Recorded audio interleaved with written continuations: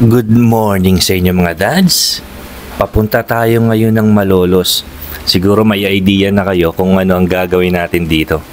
Pupuntahan natin ang NSCR Malolos Station. Kukuha lang tayo ng konting update.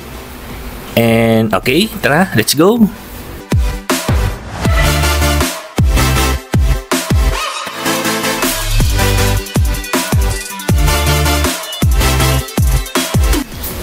Ito na ang NSCR Malolos Station. Katabi lamang nito ang Old PNR Station na matatagpuan dito yan sa may Barangay Bulihan, Malolos, Bulacan. Nakatapat naman ng Bulacan Provincial Capital. Ang Malolos Station ay may 2-level island type platform at 2 rail tracks lamang ito.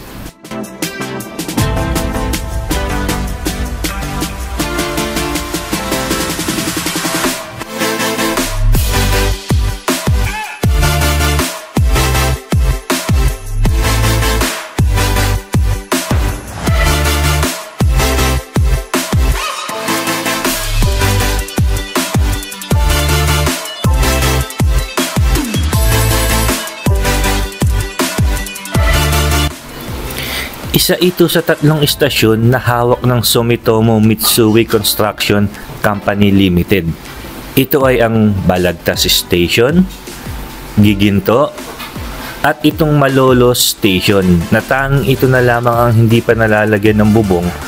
At kung titingnan nyo, halos patapos na rin ito.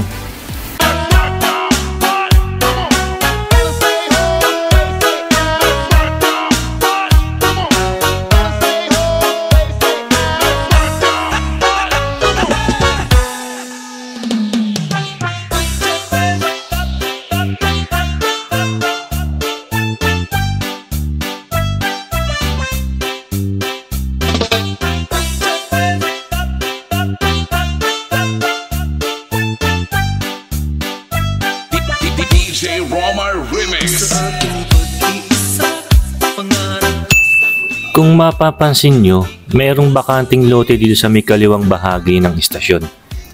Ito kasi ang magsisilbing parking at magiging drop-off ng mga pasahero ng tren.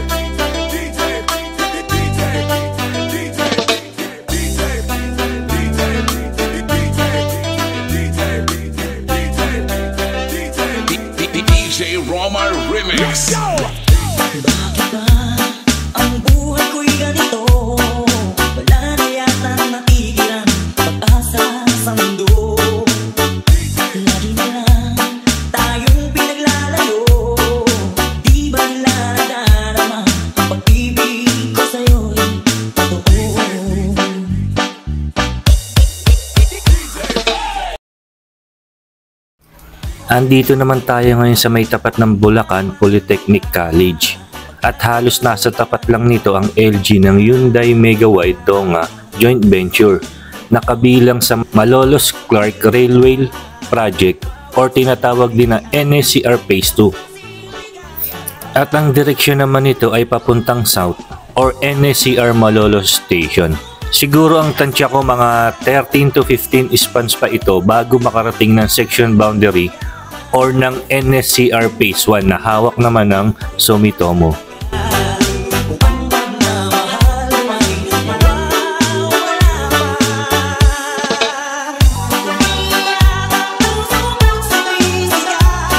At kung bago ka lang sa channel ko, pakiclick naman ang subscribe button, sabayan nyo na rin ang notification bell para maging updated ka sa mga susunod nating palipad.